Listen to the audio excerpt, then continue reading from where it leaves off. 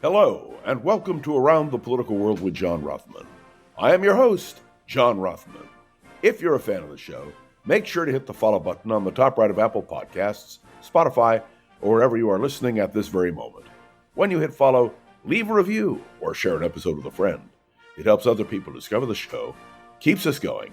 As I like to point out, each and every day, it expands our base. All eyes are on Washington, D.C. Why? First, a press conference which explains from the administration's point of view what happened in Iran. We are listening to Marco Rubio and Pete Hegseth, two leading cabinet members, describe in detail the efforts of the United States to work with Israel in destroying Iran's nuclear capability. We are watching as members of the United States Senate are given an intelligence briefing. A few days late, perhaps, but an intelligence briefing nonetheless. And the question is, how candid will that intelligence briefing be? There is a serious question about the inclusion of Congress in major decisions made by the administration. I point this out not as a Democrat or as a Republican, but simply as a citizen who has a serious question about the balance of power between the executive and the legislative, particularly in times like this. I want to speak clearly in defense of Donald Trump and his administration in terms of the conduct of the action which took place last week over Iran. That is the right of a president of the United States. And unless Congress changes the law, that is exactly the correct procedure. Now, please note that I am not saying that I agree with every statement made by the Trump administration, nor by the political spin which is being put on the entire action, nor on the attempt to deflect and say that those who are raising questions are really attacking the members of the military who engaged in a precise and deliberate and perfectly executed action. There is an important distinction which needs to be made between what the administration ordered, how it was implemented, and now the attack taking place in a certain sense on members of Congress and critics of what happened. Let's be clear, I have not heard any critic of the action against Iran speak negatively about American troops or diminish in any way the superior quality of action taken by American troops. And yet, in what can be termed a deflection, the administration is trying to say that's what they're doing. And of course, it isn't. There are other issues in Washington which are going to be raised and which we need to be aware of.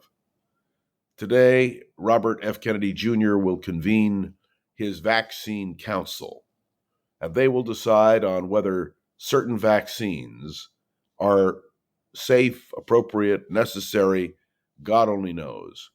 But we will be watching carefully how Robert F. Kennedy Jr. and his team go after vaccines which have been essential to the health and welfare of this country. Remember, he was confirmed with a guarantee that he would not go after vaccines. Well, is there a consequence if, in fact, his commission does just that today? It's a good question. And of course, we will be following the United States Supreme Court, ending its term. Even as I am recording at this very moment, the Supreme Court is about to release major decisions. Now, we can talk about the major decisions and how they look and what they do, but the real question is, who will rule in terms of these decisions based on the partisan nature of the United States Supreme Court? And the person I will be looking at most carefully, Amy Coney Barrett. She seems to not be the orthodox, traditional, conservative judge that everyone had hoped for on the Trump team. In fact, There are those who are now saying that it was a great blunder for President Trump to name Amy Coney Barrett to the court. This is a very serious moment because the decisions relating to the power of the president will be determined by this court. Let's point out that there are many who dismiss court rulings, including the president, the vice president, the Attorney General of the United States, the Solicitor General of the United States, who are essentially saying, if we don't agree with the Supreme Court or we don't agree with the lower court, we're going to ignore what they suggest. What happens before the end of this Supreme Court term will be critical for all of us. So I'll be watching what the Supreme Court does. I'll be watching how the situation with Iran plays out.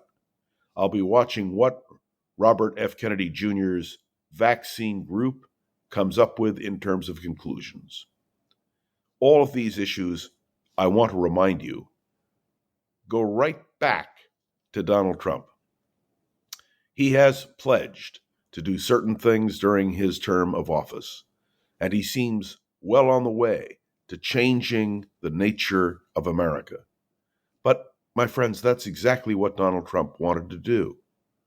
There were warnings, mostly by his opponents, Democrats and those Republicans who were critics of Donald Trump, that this is precisely what he would do.